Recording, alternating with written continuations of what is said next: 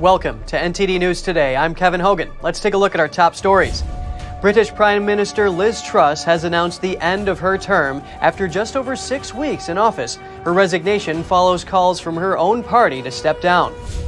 Arizona pushing back against the federal government, saying it'll keep its border fix in place until the feds do something to fill the gaps in the border wall. Florida is preparing for early voting to start next week. Election officials are publicly testing their voting machines. Using biological men to promote makeup products for women. 2 companies are being criticized for their promo campaigns. One of the companies says they believe beauty is for everyone. The CDC voting today on a step that could lead to COVID vaccine requirements for school children. Find out what an expert has to say about the safety of vaccines for kids.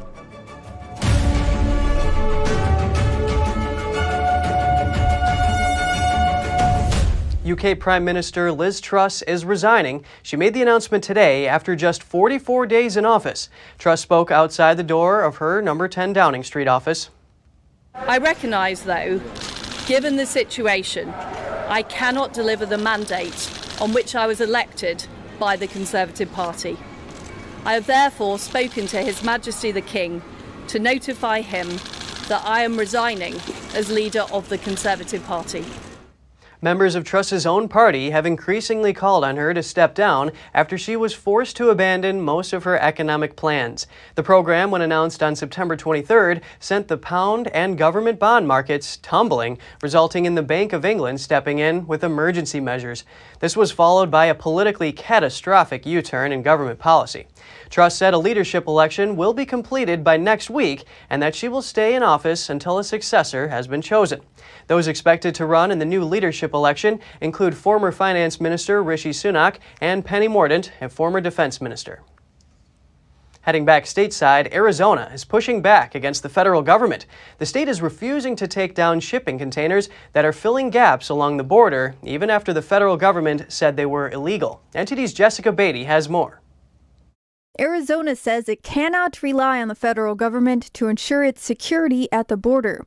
And until the federal government shares specifics about its plan to fill gaps at the border, the state will keep the shipping containers in place. Back in August, Arizona placed around 120 shipping containers along border gaps in Yuma County, the state's busiest illegal border crossing area. The containers are double stacked and topped with razor wire. At the time, the governor said Arizona had had enough and couldn't wait any longer for the gaps to be filled. Then last week, the Department of Interior's Bureau of Reclamation wrote a letter to the state saying the unauthorized placement of the containers was illegal and a trespass against the United States. The letter, reported by 12 News, said that trespass is harming federal lands and resources and impeding Reclamation's ability to perform its mission. Some of the containers are near a dam. A Bureau spokesperson told Fox News it needs access to make sure the dam's infrastructure is sound. The letter comes as Customs and Border Protection, or CBP, announced its own plan to close the border gaps. It plans to use temporary mesh fencing and vehicle gates so they can access the river. But CBP won't start construction until early next year. Arizona responded to the Bureau's letter, arguing that the Constitution allows states to defend themselves and the regulation cited does not prohibit Arizona's actions. The back and forth comes as tensions have soared between the Biden administration and Republican-led border states. They disagree over border policies that have seen a surge in illegal immigration. Arizona says it's been waiting for border construction since last December, and it will work with federal partners when they provide specific details. Jessica Beatty, NTD News. Over in Georgia, Governor candidate Stacey Abrams, who's endorsed by President Biden, said abortion could help mitigate the cost of inflation. When asked if the president agreed with Abrams' position, White House Press Secretary Karine Jean-Pierre declined to comment. In Georgia, the president's endorsed candidate for governor, Stacey Abrams, is suggesting that one way to mitigate the effects of inflation is to get an abortion. Does President Biden agree? I did not see her comments on this, so I don't know the context of this. Again, I want to be careful because this is a political debate, and it's related to a midterm, an election. I'm not going to comment on that. Abortion has been a key platform in Abrams' gubernatorial campaign. Asked if Georgians are more concerned about the cost of living pressures under inflation, Abrams insisted that abortion is part of the equation. She said having a child is an economic issue. Her primary opponent, incumbent Governor Brian Kemp, accused Abrams of wanting abortion without limits to fix inflation. Senator Ted Cruz echoed his criticism, saying that ending a person's life isn't the solution for inflation. Ohio voters are heading to the polls to weigh in on non-U.S. citizens voting. If passed, the issue would change the Ohio Constitution to enshrine that only adult U.S. citizens registered to vote in Ohio for 30 days can cast a ballot in future state and local elections. Currently, the state constitution does not explicitly limit voting to citizens. The village of Yellow Springs, Ohio, passed a referendum in 2019 allowing residents who were not U.S. citizens to vote in local elections. Ohio Secretary of State Frank LaRose responded by saying, quote, "Just when you thought 2020 couldn't get any weirder, the village of Yellow Springs forces me, as Ohio's chief elections officer, to restate the obvious: only U.S. citizens may vote." And speaking of elections, Democratic Senate nominee John Fetterman of Pennsylvania has the all-clear from his doctor. After having a stroke back in May, he released a medical report Wednesday with a note from a doctor saying he's recovering well and has no work restrictions. Fetterman has faced a number of questions about transparency surrounding his health and recovery. He still has some hearing difficulty, but his doctor says his speech is normal.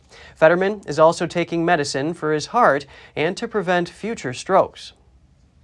And Florida is preparing for the November midterms. Election officials in the state's most populous county are testing voting equipment before early voting starts. Let's take a look. Election officials in Miami-Dade County, Florida held a public event to test their voting machines on Wednesday. They say they do this test prior to every election and it applies to every voting unit. In addition to that, we do what's called the logic and accuracy test, which is what we're doing here today. This is a random sample of the units that are going to be deployed for the November 8th general election, where we invite the public and the candidates and the political parties to come in and observe what it is that we do so that they too can have that extra confidence that the results are accurate. Both Democratic and Republican observers attended the process. Our job is to make sure that elections are run honestly in Miami-Dade County, and we think that Christina White and her staff have been doing a great job in running honest elections. But as President Reagan said, trust but verify. So we're here to verify. Miami-Dade runs Florida's largest elections operation with over 1.5 million registered voters. So many safeguards in place, right? It starts with the fact that the voter rolls have been never have been more accurate and up to date. It is constant list maintenance that we are doing. We've spent significant money in both physical security and cybersecurity upgrades over the last few years. The entire state of Florida uses a paper ballot, and so we have actual record of every single vote if we ever needed to go back to that. And we've had many recounts where we have had to, and that has also proven that the election is accurate. The Miami-Dade County election supervisor has a message to voters in the county. So if you're a voter in Miami-Dade County that has a vote by mail ballot, I'm urging you to get the ballot back to us as soon as possible. Don't wait until Election Day. And if you'd like to vote in person, early voting starts on Monday. There's 28 sites all throughout the county, open from 7 a.m. to 7 p.m. It's never been more convenient. There's really no reason to wait till Election Day anymore. And so the message here is to do it early. Florida's early voting will begin Monday, October 24th and continue through Sunday, November 6th. And staying in Florida, the state has adopted a new transgender policy. All public schools have to alert parents before allowing any student to use restrooms or locker rooms that don't match their sex at birth. The Florida Board of Education approved the new rule at a meeting on Wednesday. Now, if a school wants to designate transgender or all gender facilities, the school must first post the proposal on its website and email all parents. What's more, the school must at least tell parents exactly which restrooms or locker rooms won't be separated by sex and what kind of supervision will be in place to ensure the safety and privacy of students. In other news, two giants in the makeup industry are under fire by women for using transgender models to promote their beauty products. One of the companies says the objective was to feature conversations that widen the lens around traditional beauty standards. Makeup company Ulta Beauty produced a podcast featuring a transgender host and guest for one of its campaigns. Both are men who identify as women. Even so, the 25-year-old guest, who's a TikTok influencer, talks about his experiences of buying tampons as a woman and more. Here you can see a short clip of the podcast in question. Now I know I can find love. I know I can still be a performer. I know that I can have a family. I want to be a mom one day. And I absolutely can. And that's why the narrative still has a long way to go. Because being asked about the controversial campaign, Ulta Beauty told the Epoch Times the premise of The Beauty Of is to feature conversations that widen the lens surrounding traditional beauty standards. The intersectionality of gender identity is nuanced, something David and Dylan acknowledge themselves within the episode. Regardless of how someone identifies, they deserve our respect. However, some women said they were offended by the use of two biological men to promote women's beauty products. Why didn't you get a woman on? We are your market, are we not? Makeup company Estee Lauder came under similar fire for using a biological male who says he identifies as a woman in this marketing video. My name is Cricket Temple. I'm a scientist for the Estee Lauder companies. I am transgender. My favorite part of being a woman is living in full color. One person responded to the promotion saying now Estee Lauder, along with Ulta Beauty, is parading a man around in woman face, talking about what it means to be a woman. This is no better than blackface. This is a dude. They won't define a woman, call us birthing people, and now caricature men as women? Estee Lauder was the first cosmetic company to introduce a men's line of beauty products. It launched its Skin Supplies for Men in 1976. NTD reached out to Estee Lauder for comment, but didn't hear back before broadcast. Next, we get some analysis on the CDC's actions that could lead to COVID-19 vaccine requirements for school children in some states. We hear from a leading expert on COVID-19 treatment to learn more. Joining us now is Dr. Peter McCullough, author of the Courage to Face COVID-19, Preventing Hospitalization and Death While Battling the Biopharmaceutical Complex. Great to have you on the show today, Dr. McCullough. Thanks for having me.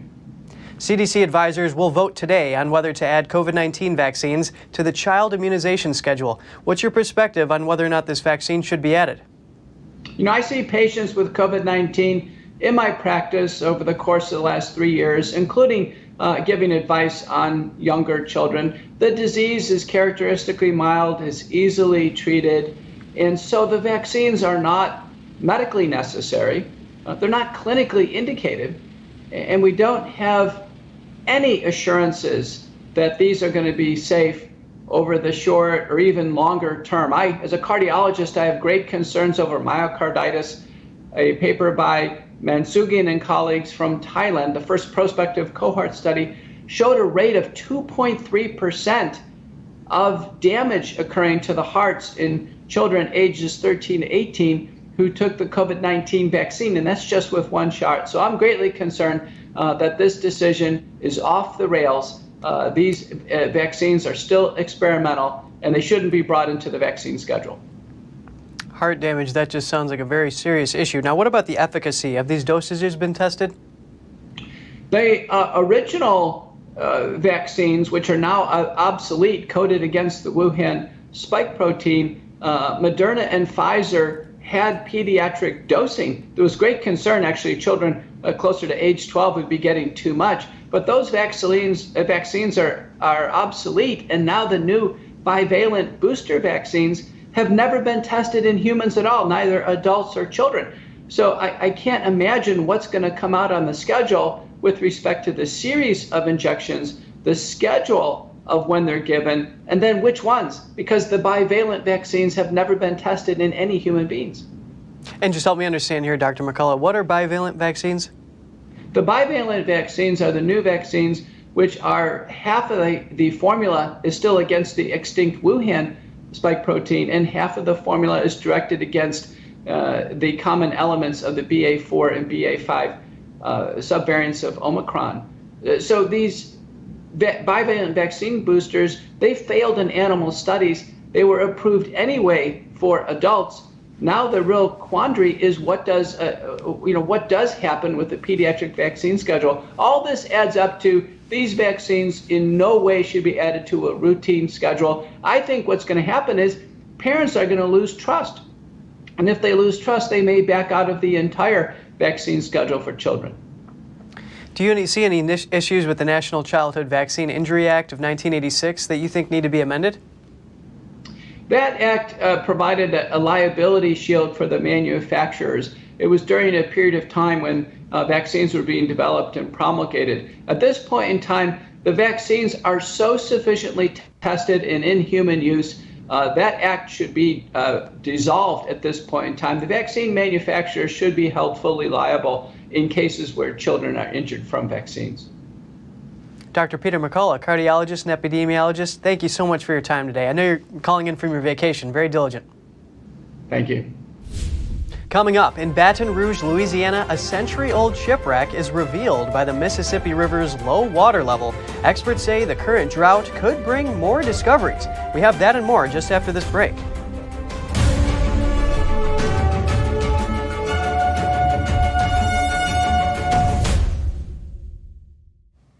Over in Texas, mysterious GPS disruptions are spreading across the state.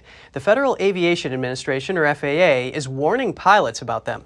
The FAA told Bloomberg that it's investigating possible jamming of the GPS that aircraft use to guide them to runways and during their flights. A runway at the Dallas-Fort Worth International Airport was shut down temporarily over the disruptions.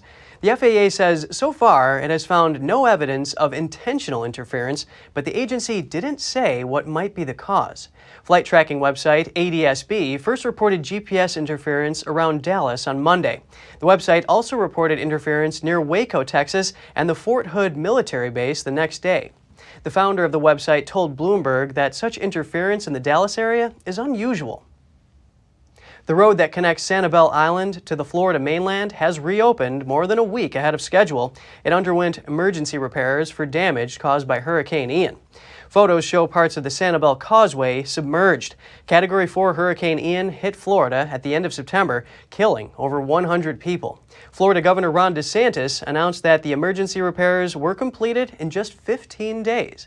DeSantis directed the Florida Department of Transportation to prioritize the causeway repairs. He said 100 crews worked on it around the clock. The Sanibel Causeway is 3 miles and consists of 3 separate bridges. 6,300 people reside on Sanibel Island. The damage stopped cars and trucks from traveling and delayed the delivery of services and supplies to the island community.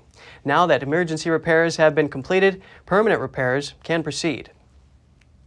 The U.S. is awarding $2.8 billion in grants for domestic battery suppliers. This is in an effort to lower costs amid inflation.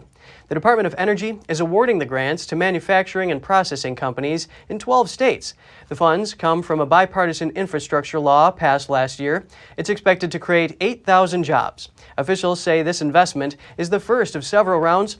The goal is to strengthen the supply chain and move the U.S. away from dependence on China. In addition, the private sector is expected to match the federal government's investment. For example, BMW, the company plans to invest $1 billion in its South Carolina factory to start producing electric vehicles and an additional $700 million to build an electric battery plant nearby. It signals a transition to electric vehicle production in North America in line with similarly ambitious plans by other major automakers. The 7 million square foot vehicle factory in the foothills of the Blue Ridge Mountains already employs more than 11,000 workers. It's unknown how many more jobs this may add. The new battery plant aims to employ 300, with hiring to begin with a few years. An F-35 fighter jet crashed at an Air Force base in Utah last night. The pilot survived by ejecting from the plane. The crash happened at around 6:15 p.m. on the runway of Hill Air Force Base north of Salt Lake City. The cause of the crash is unknown. The commander of the 388th Fighter Wing said that the pilot was returning from a routine training mission. The commander said, quote, "Flying military aircraft is a risky business that we all accept when we go do it." A local resident told KSL.com that the pilot landed near his property, walking and coherent. The resident said that he, his daughters, and 2 others sat with the pilot until first responders arrived. Lead has been detected in the water at University of North Carolina. The university says lead was found in fountains and sinks in 12 campus buildings, including residence halls. UNC's Environment, Health, and Safety Department has been testing water fixtures on campus after a summer project by a professor found lead in the library. EPA standards require action to reduce the concentration of lead if levels exceed 15 parts per billion. The levels of lead detected so far range from 1.1 ppb in a residential kitchen sink up to 500 in a basement water fountain. The university says the process for testing and replacing affected fixtures is being done in 3 phases and is expected to take multiple weeks. Lead generally gets into drinking water when plumbing materials containing the metal start to corrode. A Missouri school board decided to shut down a grade school that sits near a contaminated creek. That's after a study found high levels of radioactive material inside the school. Contamination was in classrooms, the playground, and elsewhere at Jana Elementary School in Florissant, Missouri. It follows another study by the U.S. Army Corps of Engineers. That study found contamination stemming from World War II-era nuclear weapons production near Coldwater Creek. The Hazelwood Board of Education voted Tuesday to close the school until it can be cleaned up. Virtual learning will start Monday and will continue until students can be moved to different schools. It's unclear when Jana Elementary will reopen. Pasta brand Barilla is facing a class action lawsuit over its slogan. A federal judge ruled that there is enough of a case that the suit can proceed. At issue is the brand's slogan, Italy's #1 brand of pasta. The lawsuit claims the slogan can lead customers to believe it's actually made in Italy. The 2 customers who filed the lawsuit said they brought multiple boxes of Barilla pasta thinking they were made in Italy. But the pasta is made in Iowa and New York using the same type of machines used at its plant in Parma, Italy, where the company was founded in 1877. The judge ruled the pair suffered economic injury and presented enough evidence that they wouldn't have bought Barilla if they knew it wasn't made in Italy.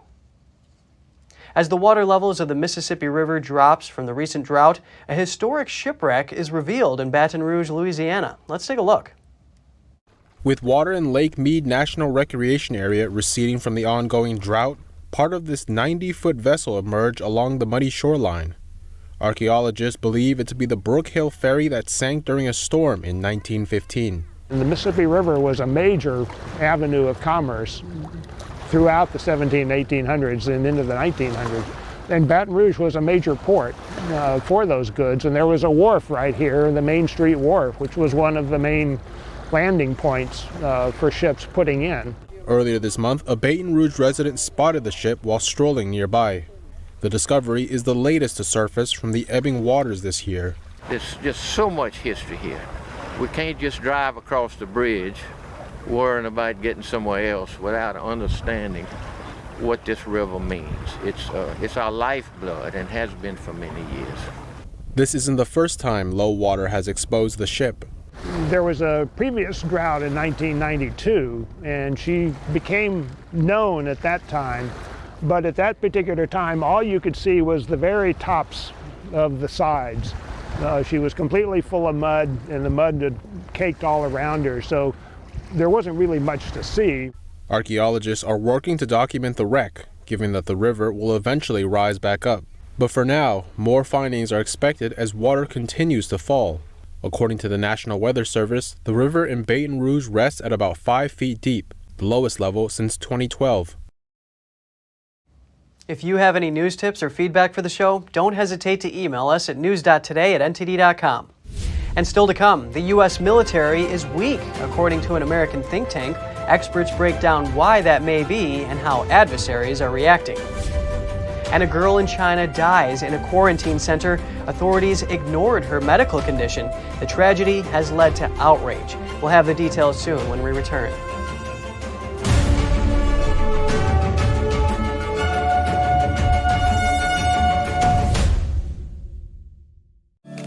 Welcome to RenBiz.com, the education and career program where parents rule. We replace public schools and universities. We are for ages 6 to 100. Never any big student loans with us. You graduate with a traditional diploma, a university degree, and your own family business. Adults returning to obtain better careers. Parents looking for better academic and career opportunities for their kids. At Business Occasion, you spend 50% of your time on traditional education and 50% on business education, including setting up your own family business. Learning is in your small, in-person pods of 6 to 10 students. At Renaissance Business Occasion, aka RenBiz.com, graduation means you have a degree and your own family business. Like education always should have been, a transition to getting a career.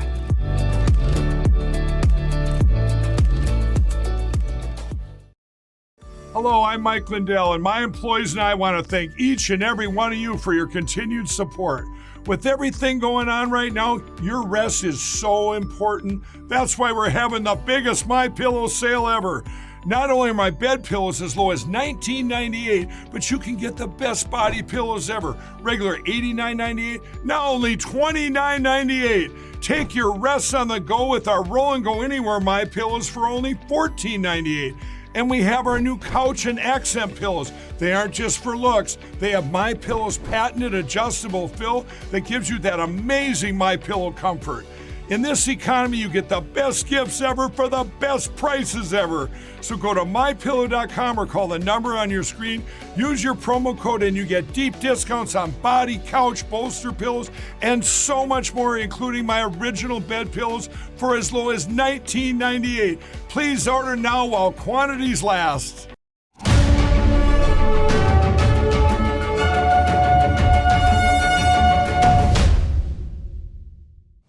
Welcome back. The U.S. government is considering a plan to jointly produce weapons with Taiwan.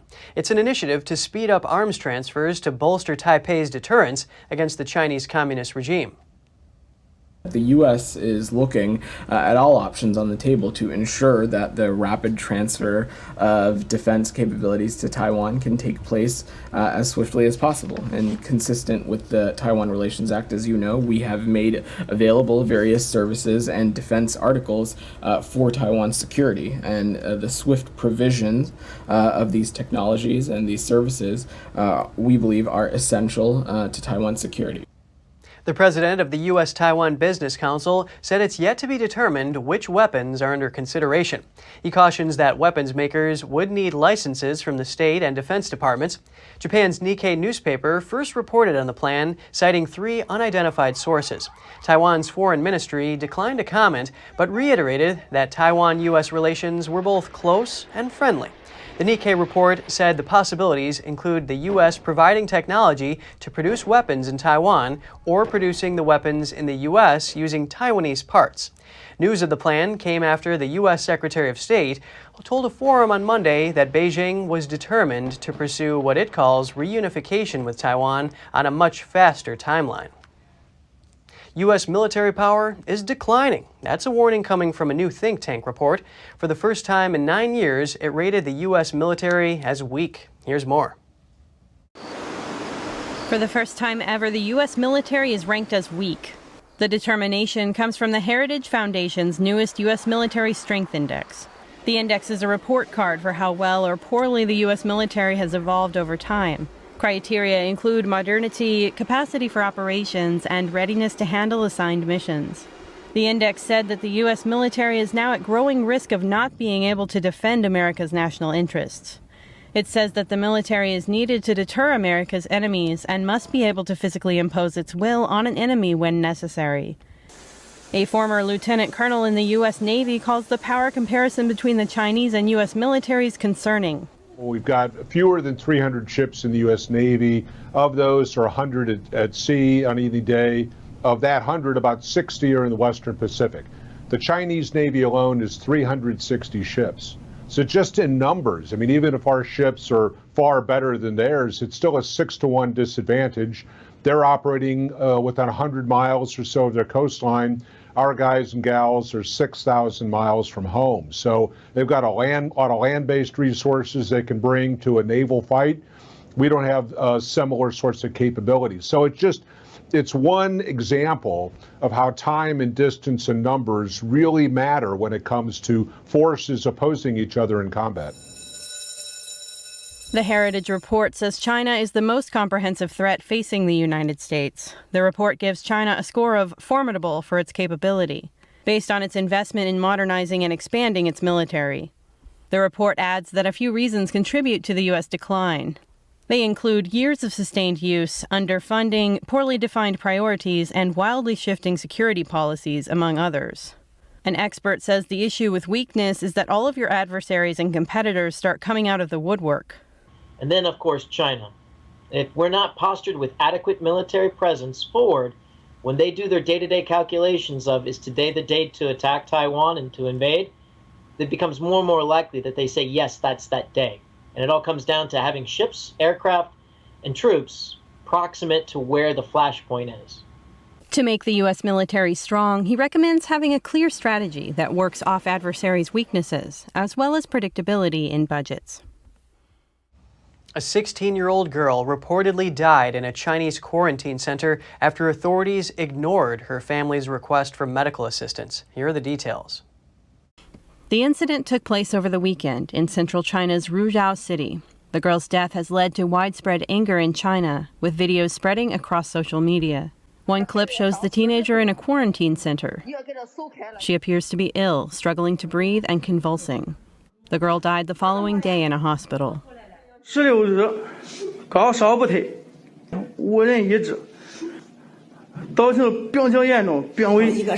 Another video shows a woman claiming to be the girl's aunt. She says her niece died after developing a fever, experiencing convulsions and vomiting, but no medical attention was provided.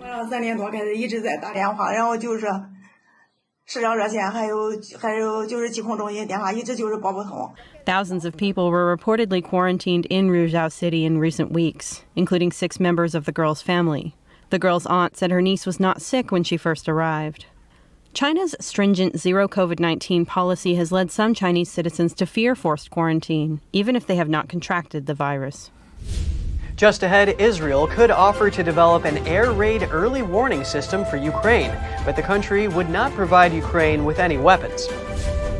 Oil refinery staff in France are returning to work after a months-long strike. Drivers have suffered under the gas disruptions. More shortly here on NTD News Today.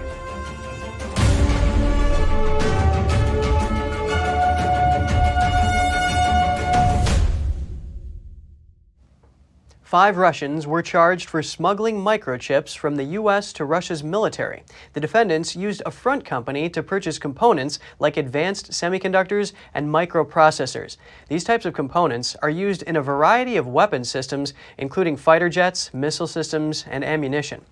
The indictment says some of the smuggled components were discovered in Russian weapons found in Ukraine. One of the defendants, who acted as the CEO of the front company, is accused of traveling to the U.S. in 2019 to obtain parts that are now used in Russian fighter jets.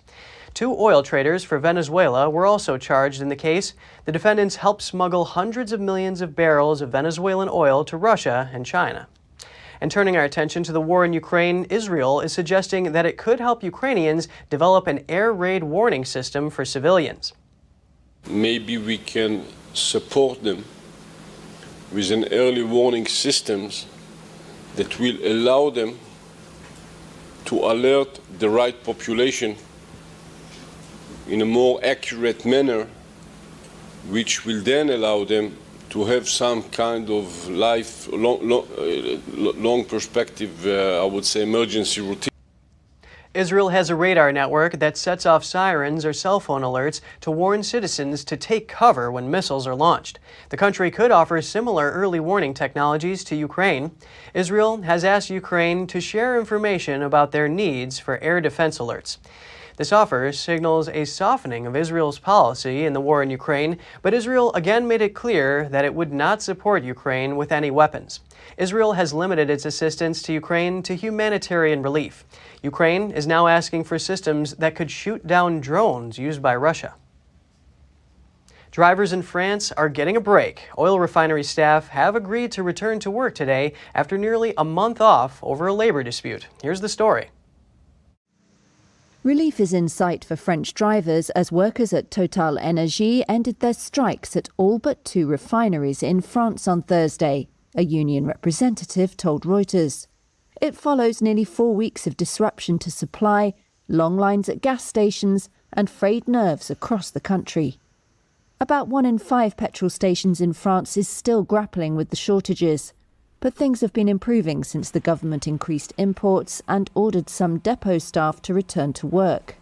Morning staff at Totalenergies La Med refinery and at a storage site in Dunkirk chose to resume work, the CGT union representative said. The same decision was taken at the Donge refinery on Wednesday. Totalenergies struck a wage agreement with a majority of its unions earlier this month. Workers will get an average pay rise of 7% next year, according to the company. The hardline CGT union wanted 10% and did not approve the deal. But the appetite to stay on strike appeared to wane. Only morning staff at the Normandy and Fezzan refineries would stay off work, pending a vote at the start of the next shift. Romania intends to stop mining coal by 2032 at the latest. The country is making a shift to nuclear power and other lower emission sources. NTD's Andrew Thomas has the details. Romania started closing its heavily subsidized and unprofitable coal mines soon after the collapse of communism in 1989, years before greening the economy was part of the political agenda in this part of Europe.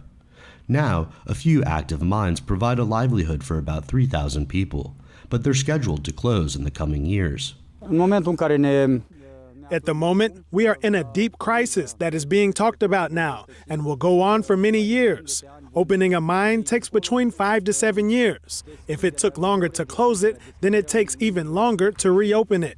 And then it means we have to restart the whole mining industry, which is very difficult.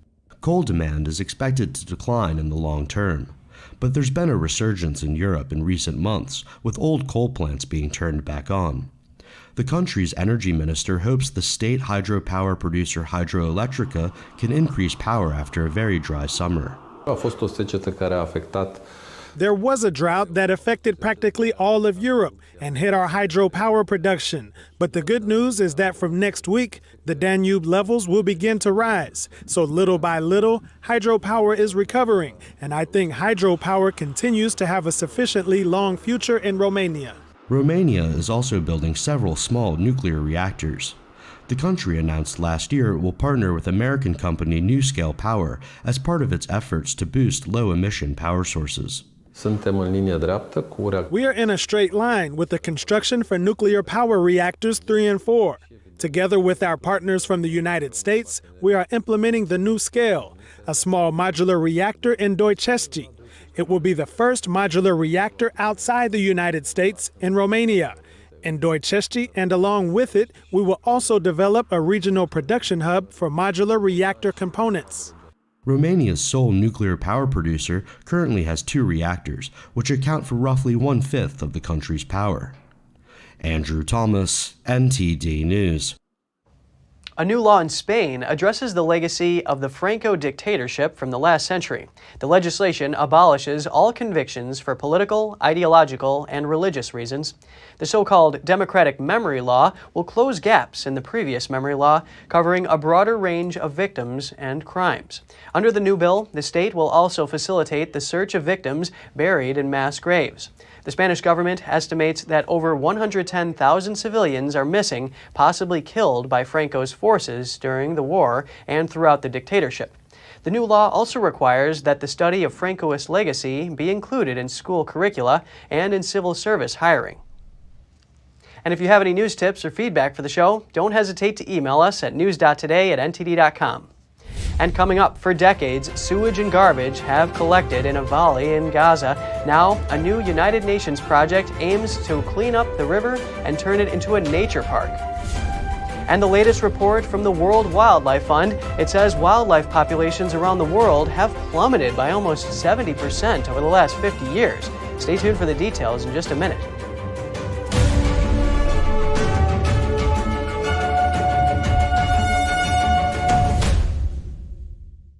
As Americans, it seems like other people have been telling us what to do, how to live, and how to think.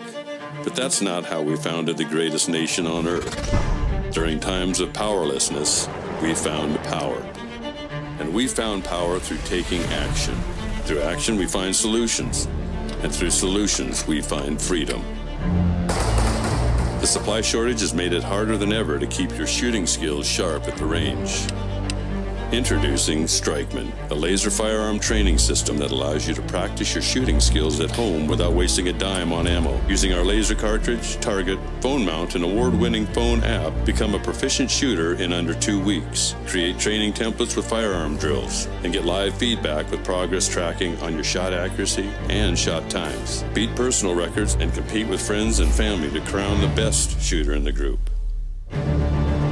Put the power back in your hands with Strikeman. We're entering an unprecedented period of economic turmoil. The economy is unstable, our government is in shambles, and the global war on energy has created a domestic crisis. Americans need a way to protect their financial future. One way to ensure your wealth in retirement is by purchasing physical gold and silver. We can help. You can roll any part of your retirement account into a gold or silver IRA. Better yet, you can open a gold or silver IRA in 5 minutes or less using our online application. Preserving your family's financial legacy is a choice that's always available to you. And when you're ready, we're here to help. Call us and speak to one of our IRA professionals. Let's build your financial legacy together. GSI Exchange, wealth for generations to come.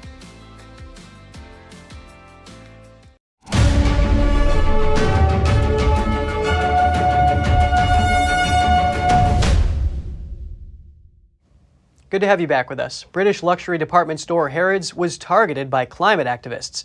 A video on social media shows protesters spraying orange paint on the windows of the shop in London. The video was sourced from the Just Stop Oil campaign group. The organization bills itself as a coalition working to end the development and production of fossil fuels. Group members have been protesting in the British capital for the past 2 weeks. Another video shows 20 protesters blocking a road in central London on the same day before local police arrived to restore order. Witnesses said people were taken away in cuffs. New Zealand farmers gathered in city and town centers across the country protesting the government's plan to tax agricultural emissions. Last week, the government confirmed plans to tax agricultural gases and biogenic methane, which mainly comes from cow and sheep burps. The proposed plan is currently in a consultation phase. It's been criticized by farming groups worried about how the proposal accounts for on-farm forestry and what can offset such emissions. What's being proposed, especially around the emission tax, it's just going to wipe out a huge percentage of the agricultural community. It's going to make what I would call the mum and dad farmers, they're just not going to be able to afford to do it. And then to see all that good arable land converted into what I'd call carbon credits and just planting it in pine trees is just absolutely nuts. As the government's throwing too many taxes at them, and it's absolutely going to destroy our community. They're the backbone of New Zealand. We need the farmers, and all this overtaxing, and it's just got to stop. The plan has also raised concerns about how emissions will be priced and how the program will be governed. A new United Nations project could transform a polluted valley in Gaza into a nature park. The narrow coastal strip is part of the journey for millions of migratory birds. NTD's Andrew Thomas has more on the initiative. This is Wadi, Gaza, a valley in the center of the Gaza Strip. For decades, it's been a collection point for sewage and garbage. Now, the ancient waterway has become a stretch of contaminated soils, trash, and pollution. But this could all change soon thanks to a $66 million project. A new United Nations program is underway to transform the valley into a nature park. For the last 3 months, we have been processing the removal of the solid waste from Wadi Gaza and cleaning up the site. By now we have removed 15,000 tons of waste. By February 2023, 60,000 tons of waste will be fully removed from Wadi Gaza. After bulldozers and shovels do the heavy work, the plan is to slowly plant trees, build trails, and treat the contaminated soil.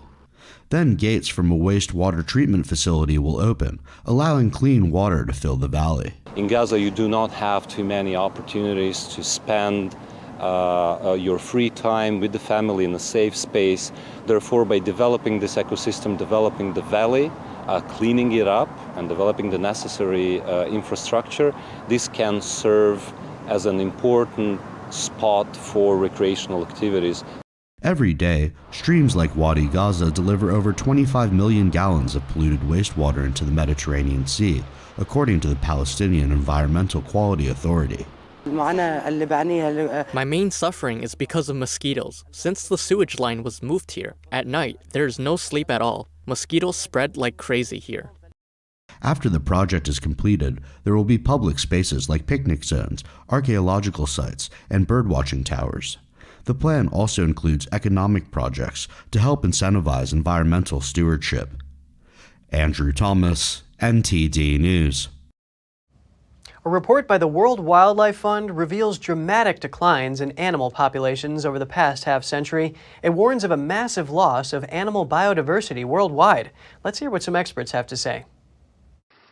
In 50 years, the world lost a significant amount of its wildlife. With the release of the Living Planet report this week, scientists from the Zoological Society of London and the World Wildlife Fund sound an alarm about the health of Mother Nature. The report says there's a 69% drop in monitored vertebrate wildlife populations, and some of those vertebrates are dropping even more. British scholar John Lovett says the drop in animal populations is a barometer of wider problems affecting our environment. Monitored freshwater populations dropped by an average of 83%. You know, these are huge numbers. And yes, we really ought to be concerned. This pink river dolphin of the Brazilian Amazon is one of the species under grave threat among the whale sharks, tiger sharks, European sturgeons, and others. The joint biennial report highlights 10 high-priority areas, including the Himalayas, the east coast of Australia, the dry forests of Madagascar, and more. Dr. Rebecca Shaw says the Living Planet report is the most comprehensive wildlife analysis. There are 32,000 populations globally and over 5,000 species that are monitored. So it's quite robust in terms of the number of species and the number of populations. The report is a snapshot of the natural world over the past half-century. Wildlife territories are increasingly eroded by human settlement, especially by activities like deforestation and agricultural pollution. We are deforesting the planet at a rapid rate to produce more and more food, even though 40% of all food produced is actually wasted. So a lot of that inefficiency has an impact on the natural environment, and therefore these species are suffering. Dwindling animal populations are also a barometer of other issues plaguing our ecosystems, like changes in rainfall regimes and drought in many regions. But the news isn't all gloom and doom. Action is being taken around the globe to reverse the decline. One success is a program to save loggerhead turtles in Cyprus. We have an increase in loggerhead turtles because people are protecting the loggerhead turtle nests. They're relocating those nests, making sure that foxes can't get to them. So where communities care, big things are happening. Dr. Shaw says she hopes for more action across the globe to protect the species of the planet. But one whale, at least, is able to swim a little better now. Drone footage captured this remarkable effort off the coast of British Columbia in Canada. Local fishermen helped untangle a rope caught on the whale. In the footage, several whales are swimming along, one of them with a long buoy rope trailing from its mouth. After receiving multiple reports, Fisheries and Oceans Canada followed up on the entangled animal. A rescue team soon arrived, aided by locals. After patient work from the boat, the rope was successfully removed. Rescuers said the humpback whale was originally alone, but two other animals came to its company for most of the rescue. The heaviest bony fish, a giant 3-ton sunfish, was discovered in the Azores archipelago in Portugal. The animal was found dead, floating near Filial Island in December, but the details of the discovery were just published by the Journal of Fish Biology. Measuring over 10 feet long and almost 12 feet tall, it had to be weighed with special crane scale, given its hefty size. The bony fish has been buried in the Natural Park of Filial Island. And still to come, paramedics may soon have travel capabilities like Iron Man. A real-life jet suit can fly through wind and even up a mountain. Details to come on NTD News Today.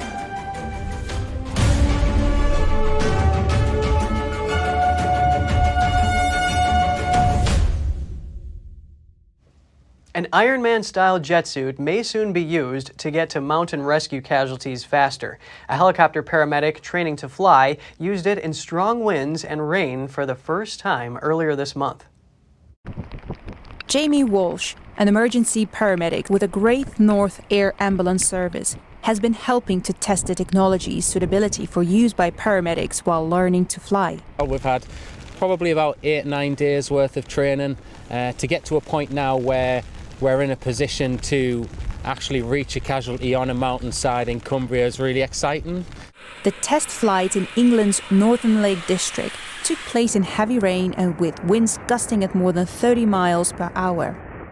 Countering the wind is when you're coming up over a ridgeline is sometimes a little bit difficult, but actually if you're expecting it, it's a very stable piece of equipment and you can counter it and maneuver it and manage it quite safely. The jet suit from Gravity Industries has been in development since 2017. The latest 3D printed version has 2 mini-jet engines on each arm and 3 in the backpack. It can reach speeds in excess of 85 miles per hour at more than 12,000 feet, although for safety reasons they normally hug the terrain at much slower speeds. So what we've really learned as really a jet suit company is that paramedic response is all about getting to the side of that critical care patient super fast, a bit like a paramedic on a motorbike. Earlier in the year, Browning flew up a mountain that takes around 2 hours to walk, completing the 750-meter climb over a 2-kilometer distance in just 3 minutes 40 seconds.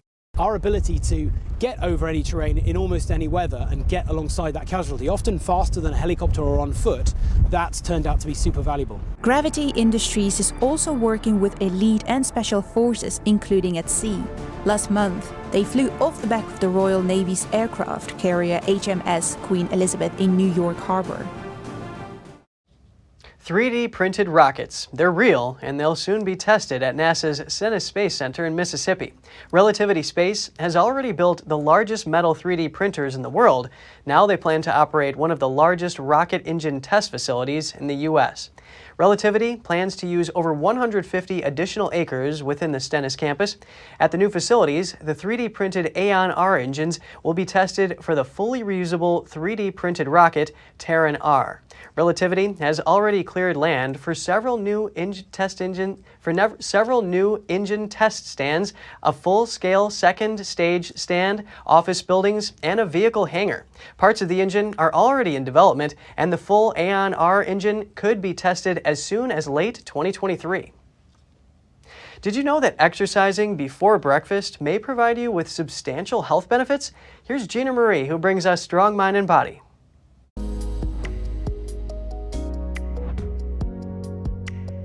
There's been confusion regarding the pros and cons of eating before or after exercise. A recent study at a university in the UK clarifies this difference. It shows that exercising before breakfast can have a significant positive impact. The study was done over a 6-week period and took 30 men classified as overweight or obese. Researchers examined 3 groups: those who ate before exercise, those who ate after exercise, and a control group who made no changes. Both groups who exercised before and after did not have significant weight loss, but those who ate after workouts increased their body's ability to respond to insulin. The same group, those who ate after exercise, saw more fat burned and general improvements in their overall health. Men who exercised before eating burned double the amount of fat. The group eating breakfast before had a rest and digest period first, then they took to the stationary bike for 60 minutes of cycling. The group eating after had breakfast immediately after the same exercise. Breath and blood samples were collected at the halfway point and also completion. This was to determine which fuels the body utilized to power the cyclist. It showed moderate intensity exercise before breakfast can help to regulate insulin, regulate blood sugar, and burn more fat. Those eating breakfast before exercise saw no changes in insulin response. The co-author of the study noted it is not recommended to participate in high-intensity workouts on an empty stomach. Whether women can benefit and the long-term effects have yet to be studied. It looks like exercising before breakfast is the way to go. NASA's Webb telescope has captured a jaw-dropping image of the iconic Pillars of Creation. This spectacular celestial formation is 6,500 light-years away, where new stars are formed. It was first imaged by the Hubble telescope in 1995. The James Webb Space Telescope's near-infrared camera captured the Pillars of Creation in a way they've never been seen before. Although the arches and spires look solid, they're actually semi-transparent clouds of gas and dust and are ever-changing. NASA hopes that after studying the formation, they'll have a better understanding of how stars are formed. That's all for today's program. We're really glad to have you with us. Please send us an email if you'd like to tell us something. We're going to put it on screen. For podcasters, that's news.today@ntd.com. I'm Kevin Hogan, NTD News, New York City.